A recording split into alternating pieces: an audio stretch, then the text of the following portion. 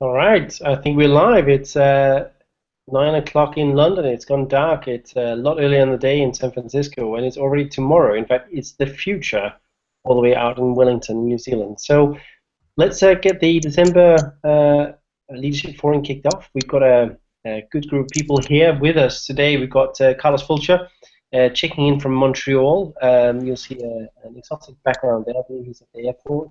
We've got Dianne, somewhere west of Chicago, handling the first situation. We've got Ginger Homan, our treasurer, treasurer out of Tulsa, Oklahoma. We've got Melissa Dark, our global communications director out of San Francisco. We've got Priya Bates, I'm guessing somewhere north of the border into Canada as well. Is that correct? And then last but not least, I'm out of London at the moment. All right, we're going to spend probably just under an hour together, and we're going to run through the usual format where we give you brief updates around what's going on around IBC in not just in San Francisco, not just in the US, not just Canada, but in fact around the world. And specifically, we're going to talk a little bit about the most recent board meeting. We're going to talk a little bit about some of the things that are coming up, such as the Leadership Institute. We're going to talk about World Conference and some of the feedback we've had around that and some of the things that you've got to look forward to there. We'll also talk about surveys and much, much more. Well, most importantly, we'll take lots of questions from you. But I want to really kick off, first of all, and just talk a little bit about the most recent board meeting. We have the board coming together once a month, just like often happens in regions and chapters as well. And the December one is always a special one because it's the one where we look ahead to the 2016 year, and we specifically look at the budget. IBC is a significant going concern, and I've asked Ginger to join us today just to talk a little bit about the budgeting process and basically the importance of financial planning. So, Ginger, could you share a few words about that? Absolutely, Michael. We did just complete the development. It was approved at the December board meeting. And when we developed the budget, it's specifically in support of accomplishing the strategic plan. So it was an eye towards increasing membership value and laying a strong foundation for continuing growth in that direction. So while we have drawn on reserves in the past, next year's budget is going to be balanced, as Michael indicated. So we hope to start replenishing that. And at the same time, we're able to really focus on line items that would bring value to the membership. So it was exciting to do. That's great, thank you very much. The other things that we tend to cover in the board meetings are regular reports from a range of the committees out there. So we heard from the Global Communications Education Council. We often hear from the Council of Regions, which in fact Dianne chairs, which is a group of chairs from around the world who come together on a regular basis to really help good practice escape from one chapter to another, but indeed also from one region to another. And actually on that note, I wonder actually if Dianne, you want to just talk a little bit about the Leadership Institute. That's what we're looking at.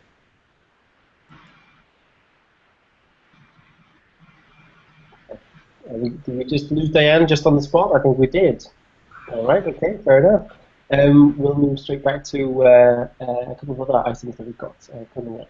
So let's just briefly talk about the ongoing opportunities that we have around the extended member months that we ran going into November and so on. We've got Carlos there sitting at an airport, but I'm hoping he can both hear us and we will be able to share a little bit of an update around the developments and the number of renewals that we've had and so on, and also talk a little bit more about the opportunities we have around improving our technology and so on. Monday. We'll be around. Great. Thank you, Michael. It's a pleasure to join the Leadership Forum call today and bring some updates. On the membership months, in the month of October and the month of November, we had a very robust turnout of renewing and new members that have come in. And between each one of those months, we generate over 1,000 transactions that have contributed significantly to improve the position of our membership. as we looked at recovering from the summer months, which have been challenging for us due to some of the technology issues. We do have some figures, and we're going to be releasing them fairly quickly. And one is still Dianne's thunder. She wants to share some of the information related to the chapters who have excelled through the month of October and the month of November. But we'll be making a broad announcement here fairly shortly following the leadership call. And if I could proceed on the website, there's been quite a bit of progress that's been made there. We had a very challenging month in the months of May through September. And then in the month of September, we enabled individual renewing process through the online as well as the joining and start to get our technology house back in order. Unfortunately, that created a significant amount of backlog, especially with increase through the months of October and November with the additional volume. And we're working through that. I want to reassure our leadership with additional resources that we're bringing on board to get us caught up. Just as a note for folks that corporate membership is something that's still very manual for us, not something that's available online. And as the work of the membership task force unfolds, we're looking to improve that area as well. You may have seen an update to the leadership on December 11th that spoke about some of the new items coming in on the website with a new release that's due to come out December 31st. That's going to address specifically the shortcomings on MMA. I won't go to each one of those individually, but just to say that we've paid particular attention to this tool, which is very important to the work of our leaders around the globe and make sure that they have access to technology. So we're putting some enhancements in place to enable access to systems or to reports that were not available since the launch of the new technology, and that's going to be coming back online. And there's specifics on that in the notification on December 11th. And then we also made a strategic decision around email capabilities, which used to be part of the MMA functionality, but really fell short from a compliance standpoint, adhering to unsubscription requirements.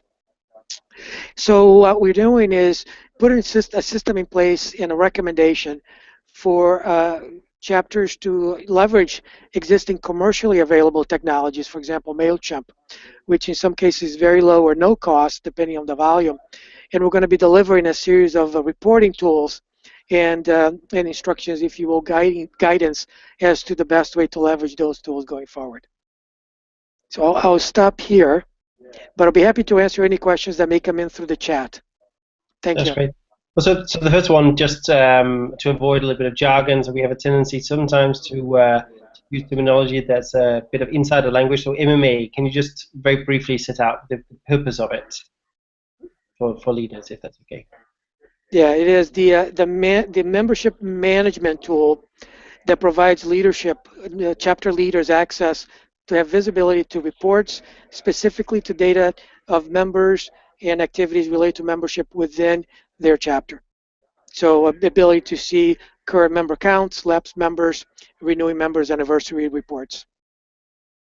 That's great. Thank you very much. I also wondered, could you speak a little bit to the fact that we had some challenges around corporate renewals and so on, and recently I was out in APAC, as you know, visiting a range of places where they've got very strong corporate memberships, and the board looked at that specifically and decided to make an investment there. Could you just speak a little bit more to that, please? Absolutely, and we see corporate membership as an opportunity for the organization, and there's two threads of strategic threads are unfolding right now. The first one is the fact that corporate membership is, as I mentioned a little bit earlier, is a very manually intensive process. It's really not designed today as a self-service as individual membership and renewing membership is. So the membership task force is going to be looking at membership products as well as the corporate membership packages, which are primarily discounts, as to how we can enhance that. So that's work that's unfolding itself and is going to come to fruition as we get into 2016. In parallel with that, and I spoke about the backlog of work, we're bringing some additional resources, and what we're referring to as a corporate membership services center. And we're securing a group that was going to be dedicated to work with chapter leaders in the process of acquisition of corporate membership, renewal, as well as inquiries related to the product. So in a focus and attention to delivering better service as it relates to this particular product. That's great. Thank you, Carlos. And Ginger, would you share a broader perspective around some of the strategic investments we're making for 2016? Absolutely. I didn't really hear the question, Michael. Was it about the could you state it again? Some broader perspective on the strategic investments we're making for 2016. Absolutely. Specifically, as it's geared towards membership value, which is central to the strategic plan, we're going to be making an investment in an AMS system, which is a back-end system that's going to allow for a more personalized experience with members, and it's also going to, for the first time, give us data that we really need to hone in on their desires, their needs, their patterns when they're interacting with IABC, so that we can bring them more of what they want. We're also investing in an LMS system, which will allow us to do online training, and we'll use that for the certification process as well. And then, as Carlos just alluded to, the Corporate Membership Service Center, that will be an investment that we'll be making to really shore up and assist our corporate members. And of course, the scholarship program, which comes into play really quickly with LI coming up. And I saw an email out just the other day, I think it was from Dianne, or maybe it was from you, Michael, about applying for those scholarships and getting in if you're needing assistance there. So we've made sure to include that for LI and for World Conference as well. So just a couple of quick things there, namely some de-jargoning. So an LMS is a learning management system, and the AMS is an association management system. These are the back-end systems that basically allow us to serve program members, but also people more broadly. And also within that, really, this is a reflection of us as a board, and with Carlos's help and his staff's help, really taking a firm grip on the technology strategy for this organization. We've had 10 years of underinvestment.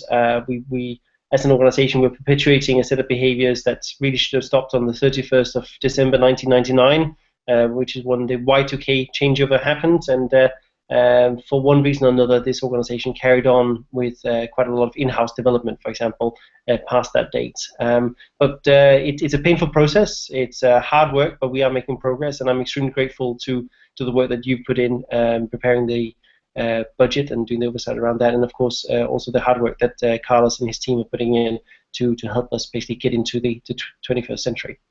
Very good. Unless there are any questions on the budget, you can, by the way, ask questions both via the Twitter, but also via this platform here. In fact, I see here Sheila Carruthers. Well, hello, Sheila.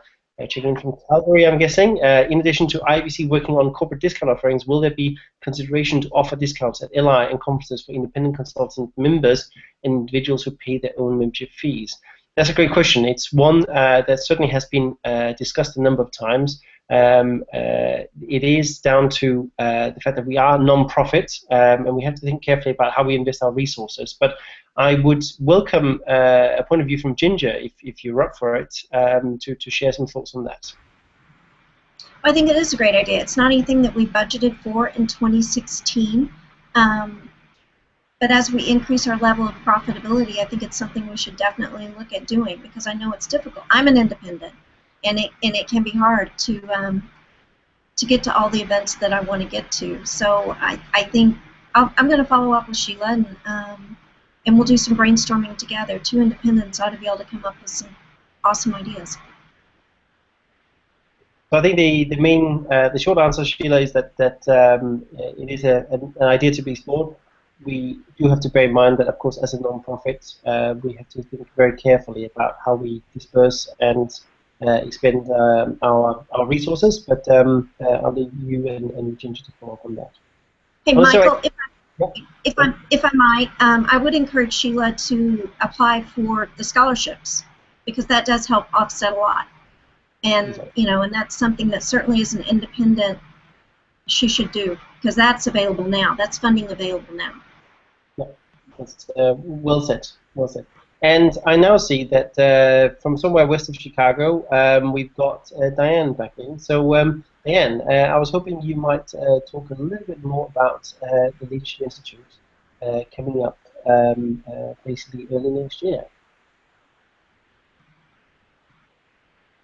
If you can hear Ginger, we're can we hear Dianne?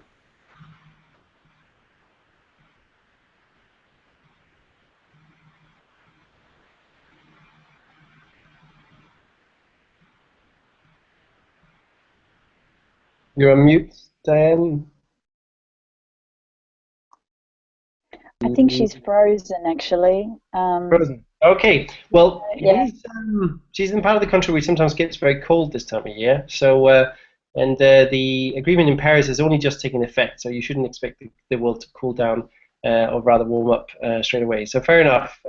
We will move on to another topic. In fact, let me just quickly touch on the leader survey. So we had a high number of leaders from around the world basically participate in this survey.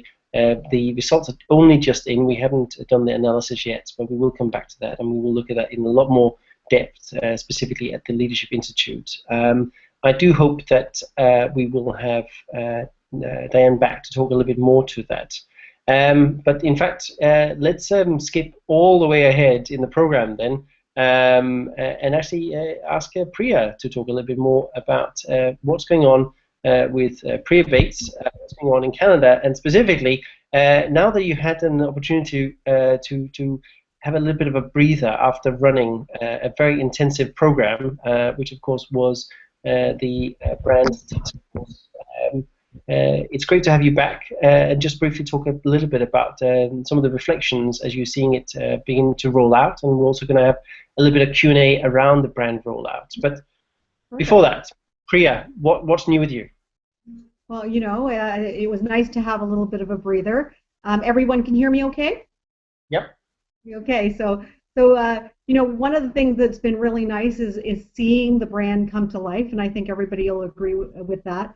International has done a terrific job with brand adoption through all of its programs and all of its advertising. We're seeing, you know, that IABC logo come to life on social media and Twitter. We've really seen it, you know, it really blows it up, and it allows everybody to be flexible, but really pops out in terms of our connection to IABC. Michael, you've been doing a great job with your hashtags and including our values. And I've noticed that, and it's really nice to see some of the conversation around that. So far, everyone knows that the adoption deadline is June 2016. You know, so we're working towards 2016. We've seen a few different approaches.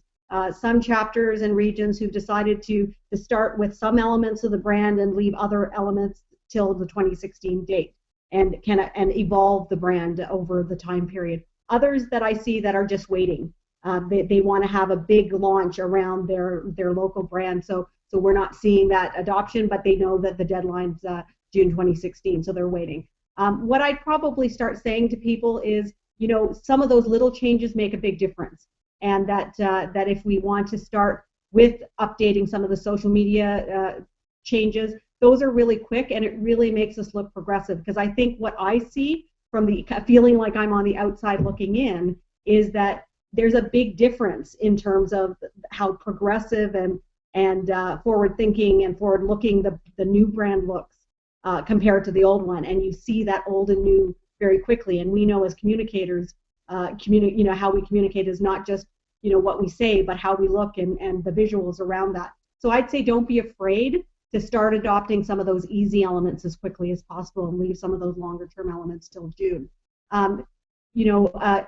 Use the whole brand, and that's something that I keep talking about. The brand is more than a logo and a tag, you know, tagline, right? So use the whole brand. What we want people to do is leverage the values for strategy, create that stunning advertising when you need it, use the hashtags, because I think it'll create a conversation and create participation with our kind of add up as we get a number, like 100 chapters, you know, and number of regions around the world all starting to use it.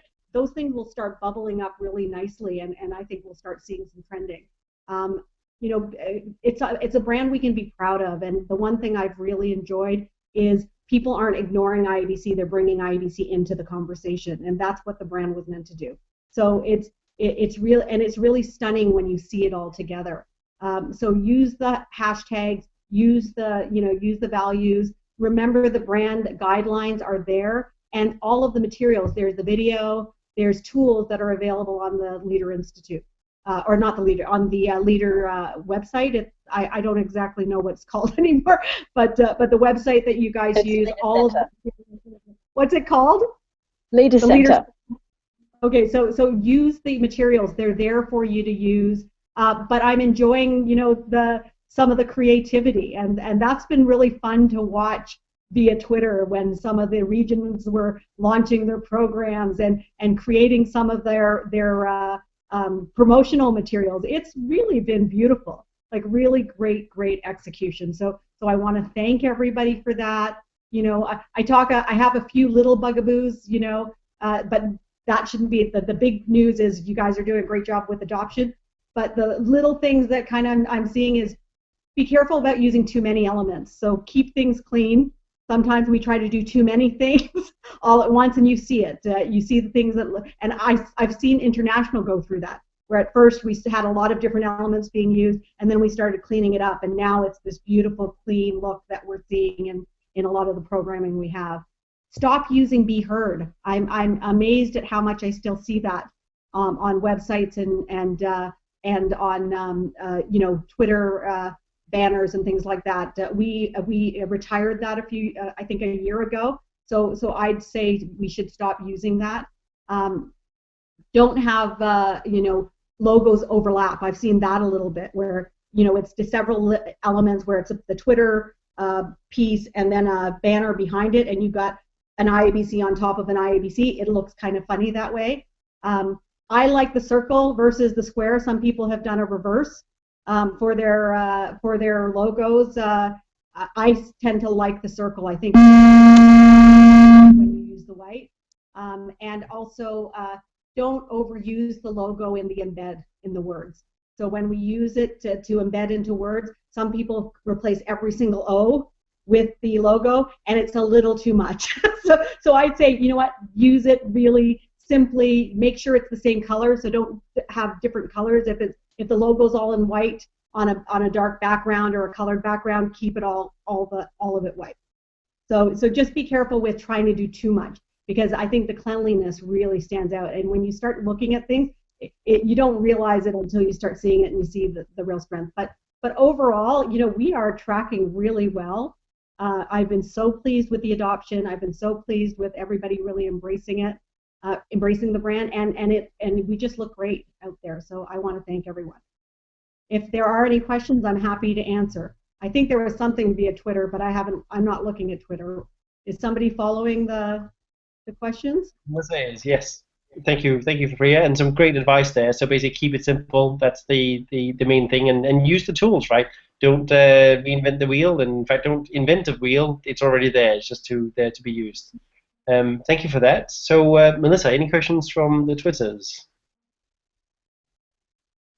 Not so far. I've just put the link to the brand toolkit out there, just in case people haven't had a chance to stop by it. I also cheekily tweeted there's a list maintained by IBC Detroit of lots of chapters around the world, and you can basically see who's up to date and who isn't. If you are from one of the ones that aren't up to date, now is your chance to ask a question of Priya to get help. And if you are a neighbor to a chapter that isn't up to date, then heckle them, give them a tweet, give them a hand. This is a good opportunity to basically help them out and get them to adopt the new brand. Great. I just wonder, whilst we've got you, Priya, could you just talk a little bit more about just the bits that are not the logo? Because, like you say, the brand is so much more than just the logo. Could you talk a little bit about the tone of voice specifically? Absolutely. I mean, I don't have the brand guideline in front of me, but when you look at the brand identity guidelines that are on the Leader Center, they include a number of elements. It's values, it's tone of voice, it's what our personality is like. It's about the logo for both the brands and our sub-brands. It's the color palette, the images, and how you use it in social media as well. And I think it's really thinking about how we're professional but accessible. And I haven't seen anything from a tone of voice perspective when I've been reading things. I feel that everybody's very consistent, and we're getting some great content out there, and just doing a terrific job of it.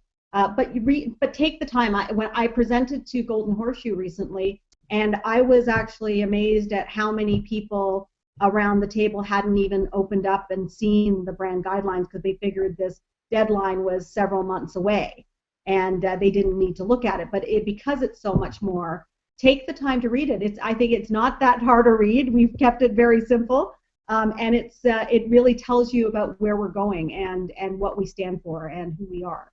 And I think it's worthwhile to use the materials on the Leader Center to take your board through orientation every single time your board turns over, so that everybody starts on the same page. Well said. Well said. Thank you for that. All right. We've got a question here from Lihav saying, "Are there any plans for HQ to conduct a brand compliance audit?" Ooh, that sounds fierce. That sounds straight out of corporate compliance. So I think the short answer is that in the rollout phase, right, we're really looking to encourage people. We're really looking for people to voluntarily adopt this good practice and so on. And as Priya said, it is a deadline that is through till next year, although, well, I have been very warmly encouraged by the fact that so many people have actually rushed to adopt the brand very, very quickly. But I would expect that from a board point of view, probably June onwards, we might start tracking it as part of our reputation activity. In fact, I'm going to turn to Dianne Chase, who at that time will have to worry about those types of things. So Dianne, any views on that? We can't hear Dianne. We can't hear Dianne. Okay, one of the things I will say, because Dianne and I have been talking, is that we do have a survey that we'd like to go out kind of at the midpoint, and I know we're talking to staff. The reason for getting that out at the midpoint is so that you understand we kind of can track the whole brand, because it's kind of hard to answer a question that says, I've adopted the brand. There are different elements that we want to be able to track and see where we are. And remind people that there's a lot of pieces they need to focus on in order to have full adoption by 2016. Right. Hey, can you hear me? Yes, I can hear you. Okay. I'm right. finally Good. off mute. Yay. There's nothing like challenges to make you stronger, right? I think I'm getting stronger by the second. I apologize for all the troubles. Thank you, Michael, for the opportunity. Sorry, I hope I didn't interrupt Priya, but I just wanted to share the fact that we will be monitoring, and we are actually asking, especially region leaders, to reach out to chapters who may have questions, needs, just want a helping hand, so to speak, for adopting the brand. There is assistance out there from your region boards especially, so please don't hesitate to ask, and if certainly Melissa and Priya, I'm sure, are available as well. So we don't want to wait till June to get a flurry of help, so let's do it now, where we have plenty of time to move through the process and meet the deadline in June for compliance.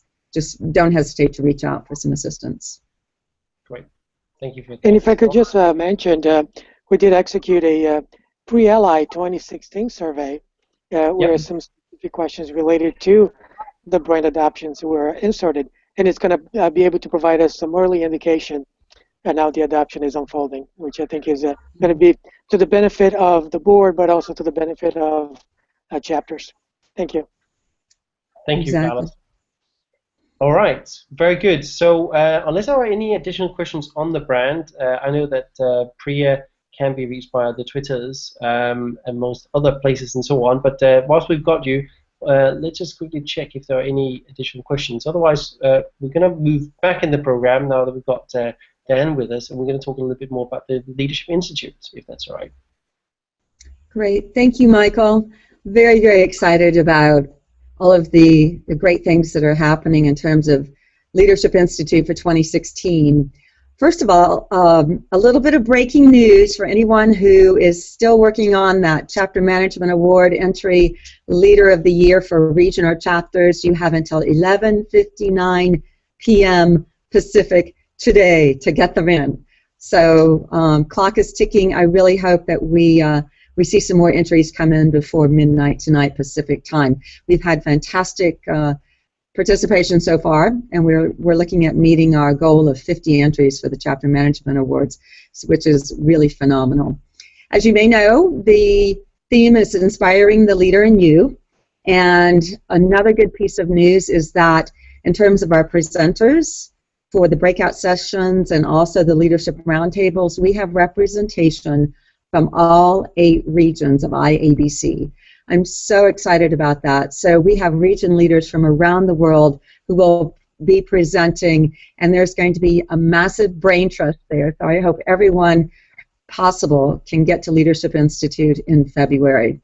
Another additional plus, we will be holding a certification exam. So you will have the opportunity to sit for the new CMP, our new certification exam, on January 4th, or rather February 4th. The deadline to apply is January 4th. So January 4th, get your application in for the new certification exam if you are interested in sitting for that. It will be held at 1 p.m. on Thursday, the 4th of February. In terms of topics, I think we have really hit, hopefully, all of the things that are of high interest and value to our leaders, ranging from finance, of course, very, very important. Thank you, Ginger, for stepping in and helping us at Leadership Institute with some real financial guidance and expert consulting, shall we say, for our leaders. Certification, of course, we'll have a session on that. Just membership development, membership communication, event planning, leadership within IABC, developing the brand, we'll have a brand session, onboarding, leader burnout, all of the things that as volunteer leaders we are dealing with, right? But we really know that this Leadership Institute is going to provide a lot of value, as all LIs do, and I hope that you will be able to attend. The scholarships were mentioned. Make sure to apply for a scholarship, and then also the grants. So your region boards will be selecting the recipients of the IABC complimentary registrations for a Leadership Institute. So you can apply for that as well. Oh, and we have a great closing keynote speaker too. And are we ready to talk about who that is, or is that the secret still to be yes, on? Her name is Michelle Ray. I actually saw her when I was at the Calgary conference, the Canada West Region Conference. She's super energetic, inspirational. You'll learn a lot from her. Right. She really fits our theme of inspiring the leader in you. Excellent. Very good. Thank you for that. Let's just quickly do a check here. If we've got any questions in. I've got definitely some buzzing there somewhere. Any questions on Twitter for us, Melissa? Just a reminder, if people are submitting a question on Twitter, to use the IABC IEB hashtag. That helps us see your tweet quickly. So if you're going to tweet, just use that hashtag for us. Great. Thank you for that. All right, okay. So the other thing we were hoping to cover a little bit earlier, and now that we've got you back there, and was a little bit around the top performing chapters for November. I wondered whether you might have some facts and figures for us. I am very excited to actually make an announcement, Michael. For the first time, we are at this very moment going to announce the winners and runners-up of the membership month competition in terms of growth. So I wish I had a drum roll, but I don't.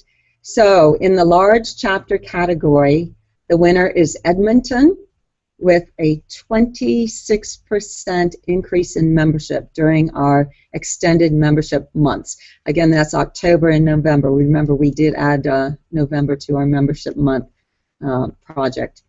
The runner-up, United Kingdom at 20% growth, and Australia, Victoria, 16% growth. In the medium chapter category, Canberra is our winner with an increase of 15% in membership. Colorado second at 13%, and Saskatoon at 12%. In the small chapter category, the winner, Switzerland, up 40% in their membership. Queensland is 36% up, and Long Island 33% up. So our small chapters were just really rocking membership month. So proud, and so actually really excited about the fact that we are represented across regions. Large chapter, Edmonton, so we have Canada, and then medium Canberra, so we have APAC, and then small chapter Switzerland, so we have EMENA. So super kudos to these outstanding chapters. That's great news. Fantastic. Really encouraging. And so basically what we're seeing is very strong growth there. And very pleased to hear Canberra amongst them because I had the opportunity to really recently visit that amongst a number of other Asia-Pacific cities. Fantastic. Very good. Anything else you've got to add from the council regions of work that's undergoing? It sounds like you've got quite a lot going on, but anything else to add at this point in time? Nope, nothing to add. All right, very good. Okay, I just want to link on one particular element because we've had some questions in past discussions around specifically finance. Sometimes chapters struggle to get a treasurer to sign up, but in fact one of the best ways to advance from a career point of view is to have strong financial skills. And you know, to incredibly speak to that, I thought I might ask our treasurer just to talk a little bit about the value of serving in such a position. Ginger, might you be able to speak to that, please? Yeah, I mean, it always stretches a communicator's rubber band, right? You have to deal with the numbers and to focus on what those mean strategically and in planning. And so at LI, we're going to have a session that's all about how to use the budget and how to strategically use your budget for growth and to really help your chapters operate at an optimum level. And it is scary, and we'll talk about some of those issues too. To be honest, what we're going to talk about is I'm going to be posting some questions on Twitter so that chapters who have financial questions and treasurers can submit the things that they would like to talk about, more, you know, how they want to grow in that position. But absolutely, it's stretched my rubber band, and that's been good. It's been a great process for me. It gets you more comfortable talking the numbers when you're totally immersed in them, and that's vital when you're in the boardroom. And it's vital in metrics and measurement too. You always have to be comfortable with those spreadsheets. And I think we all understand how we have to constantly prove the value of what we do and the results that we get, and that's always in the data. So we're going to be looking at that at LI and getting everybody comfortable mucking around in those numbers. So watch for it on Twitter, and if you just want to contact me directly, I'm at Ginger Homan on Twitter, and we'll get some conversations going online, but we'll also cover them at LI, so I hope a lot of you can come. Great, fantastic. And just to focus everybody's minds, I want to share two separate quotes. One was from a regional leader who said that they went to a finance session at Leadership Institute, and they went in thinking like a finance person, and they came out thinking like a president. I thought that was quite encouraging, if indeed that is an individual's ambition. And then the second one is actually something from a group executive, meaning board level at one of the big cellular operators out of Australia. I was on stage with him recently in Melbourne, and as he reminded people, he said, if you don't have a seat at the table, you're probably on the menu. And the gentle reminder there is that boardrooms run on data, and the only way to keep a seat at the table is to be able to talk about figures, talk about facts, and talk about how basically investments are making a difference, because that is where the ultimate accountability is. Thank you for that. We've had Carlos. He is on the road. He is in Montreal. He's been relatively quiet so far. I just want to have an opportunity to check in to see if there's something Carlos wants to add at this point in time. Thank you, Michael, for the opportunity. Yes, here in Montreal, we're going through a due diligence process as we look at world conferences.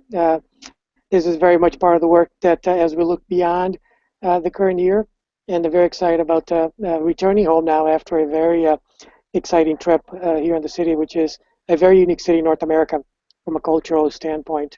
So, yeah, pleased with that. Thank you. All right, thank you for that. So that's basically looking ahead to a future World Conference. It is an opportunity to just briefly mention the one that's coming up in June in New Orleans. I'm very excited about that. We have given out notifications, specifically the Program Advisory Committee, a very hardworking group of people who've been sifting through hundreds of basic pitches for speaking at World Conference. Some are very excited to be going, and some are, as you might expect, very disappointed because the number of people pitching versus the number of spots available outnumber to a factor of many. Stacey Wilson, the person leading the Program Advisory Committee, has written a helpful blog which sets out some of the background on the work that that committee is doing around basically trying to drive a good quality program to really make that journey worthwhile. I'll tweet that link just shortly. I'm just conscious and constant that we might have a couple of questions there. So Melissa, any questions? Yes, we have a few questions from Twitter actually. Amy Miller has asked, can we expect more videos like I Am IABC to keep sharing our membership message and our brand?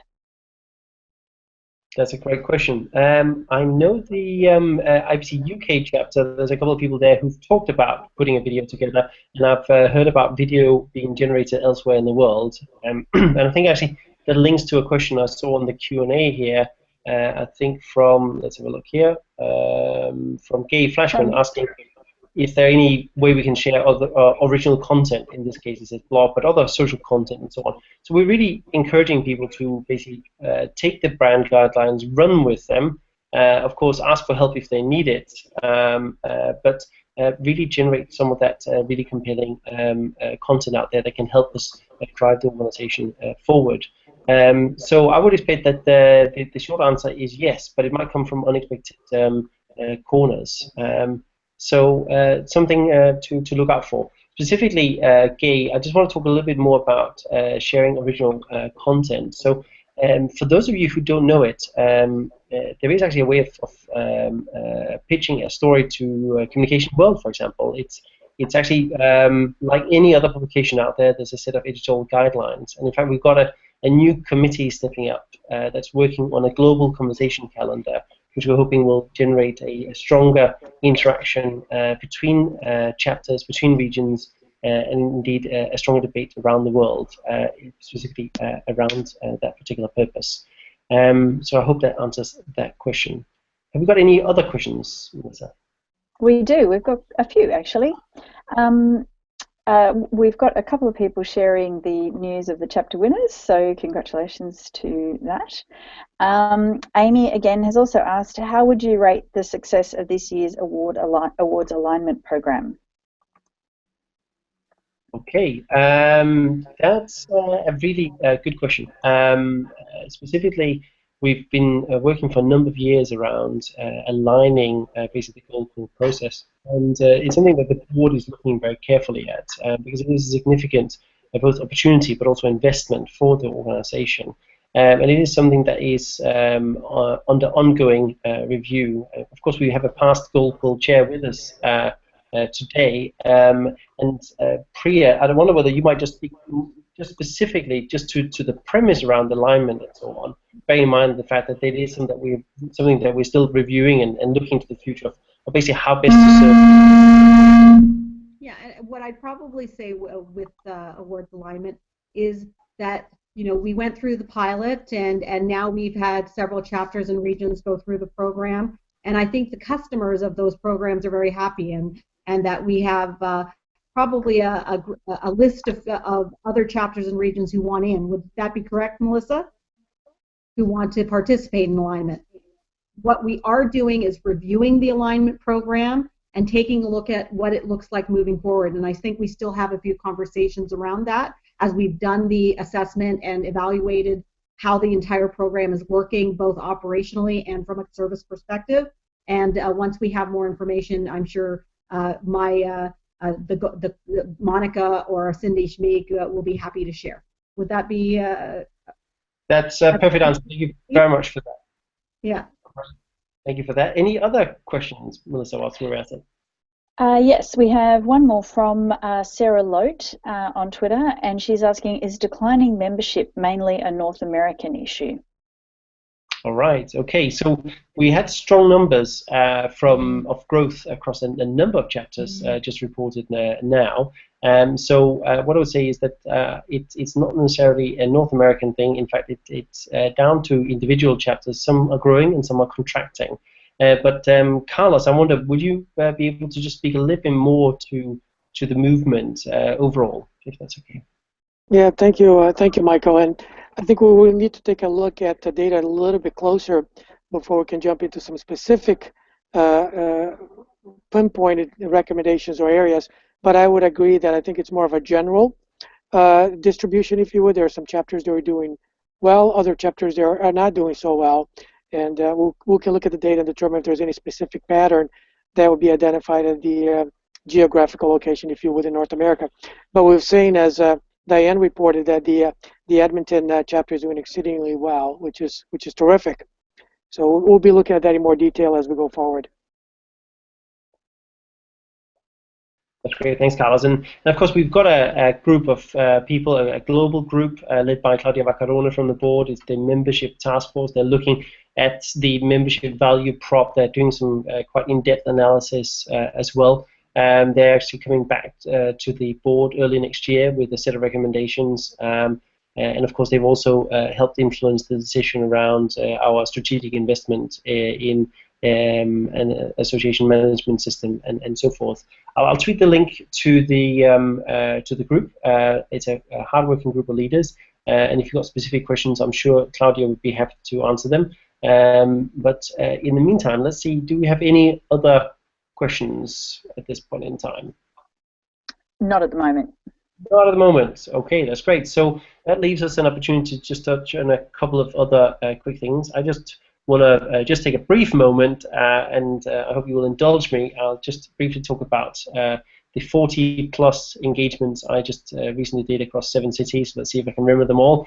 I think it was Melbourne, Canberra, Brisbane, Sydney, Wellington, Christchurch, and finally also Auckland. And in fact, I've just realized, actually, Melissa, you're not in San Francisco at all. You are, in fact, in the future. You are on Thursday. What time and where? I am on Thursday at 8:48 a.m. and it's Melbourne. Oh, well, there you go. Have a nice coffee for me. So the opportunity there really was to go around and advocate on behalf of the global standard, talk a little bit more about the work that our academy is doing. It was also a great opportunity to spend a little bit of quality time with actually the person who really was an early champion of the academy, Adrian Cropley, who was participating in one of the events out in Melbourne, and also talk about certification. In fact, a couple of people took a certification exam in Sydney just a couple of weeks ago. And then last but not least, really have an opportunity to meet with a range of leaders from across Asia Pacific at the Regional Leadership Institute. So an annual leadership institute that runs generally in North America, generally somewhere a little bit warmer because it tends to be in February. But there's also a range of regional ones going on. Dianne attended one in Basel earlier on in the year. There was one in South Africa. There was a range across the US and Canada and so on, but also as far as field as Sydney. And it was a very encouraging experience to meet with a group of highly engaged and highly enthusiastic leaders who are really looking to take the communication profession to the next level. And one particular thing I'd like to call out from that was the very strong focus that these leaders have specifically on organizational memberships, on how they can add value at the local level to organizations, whether they're government entities or corporates and others. And I think there's some very positive and good practice that we're able to actually look at from a global level to really advance the organization. You'll see some field notes on my blog in due course around this. But you can also, if you're interested in more detail around the Leadership Institute, then Leanne Joyce is the regional chair, and I'm sure that she'll be happy to share the report that her and her team put together for that. Okay, we'll move on and just cover one more question which came in beforehand, before this call. I think it was via the Twitter, and it was around mentoring. So somebody asked, what about mentoring at a global level? Because we know that a range of chapters, like Toronto has a very large mentoring program, the UK has a mentoring program. There's a range of chapters out there that do that. And the short answer is that whilst we don't have a current sort of global infrastructure for organizing mentoring, the simple truth is that IBCs tend to be friendly people. So if you are looking for a mentor and not quite sure where to start, actually just picking up the phone or reaching out to a fellow IBCer somewhere and talking to them, you might actually find that you can build a relationship just like that. It doesn't necessarily need to be more complex than that. And also the fact that the mentoring relationship might be as short as one simple espresso, or it might be a relationship that lasts for 40 years or more. So it all depends on the dynamics and the interpersonal setup between you and the other person. But if you are looking for somebody, you can't find somebody, then if you can't do anything else, reach out to me. I'm sure I can find you somebody who will be willing to give you some time, advice, and attention. All right, we've covered quite a lot. We're coming up on the hour, slowly but surely. I do not want to miss an opportunity to talk a little bit about Gold Quill, and in fact, our designated Gold Quill speaker is Melissa on this. So Melissa, do you want to just talk a little bit more about some of the deadlines, and then I'm hoping that Priya might just add a little bit more around some of the broader value that a Gold Quill can add to your professional portfolio.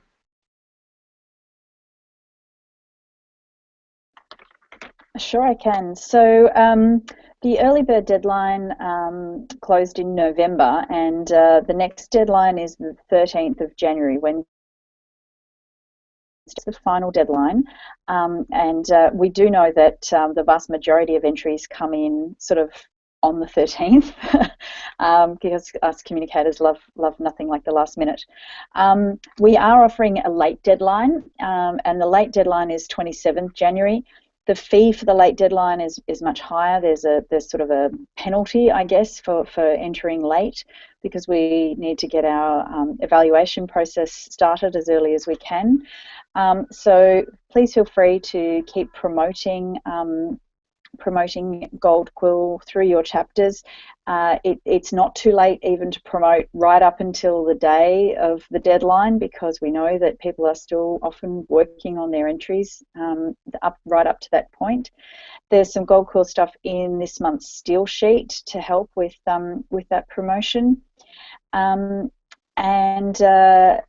Just, I guess, if anyone was wondering, there won't be any other deadlines announced. So I know in previous years we have usually announced like a late or an extended deadline of some kind. That's not happening this year. The final deadline is the final deadline, then the late deadline, then that's it. So there's basically no option once those dates are passed.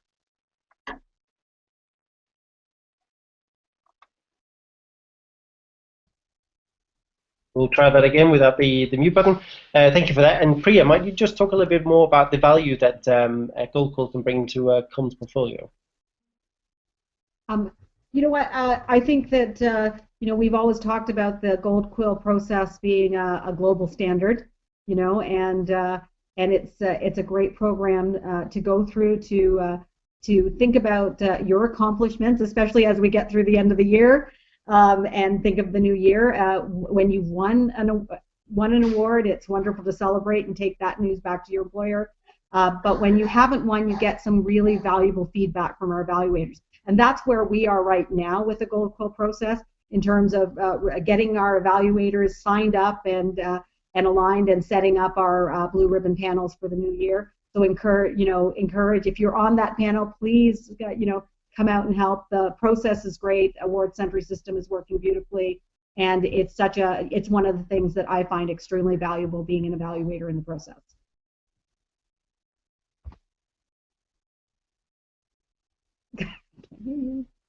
Thank you for that. And the key point there is that there's a two-way opportunity, not just to basically submit something and have it evaluated by other people, but there's also an opportunity to contribute by reviewing work. In fact, it's incredibly rewarding. And really gives you an opportunity to see some world-class work. All right, we're coming up on time. I just want to one more time check in with Carlos, if you've got anything to add at this point in time. Otherwise, I'll start summing us up. Yeah, I think thank you, Michael. The only other thing to share with the group is the upcoming move of the office, the headquarters, which is located in San Francisco. As I've mentioned previously, we've been working through the process of moving the office, which is our current lease is due to expire at the end of January 2016. So we're basically about 45 days away from being into a new location. We have honed on a final location. We haven't quite executed the contract yet, so I will hold off on the specifics on that.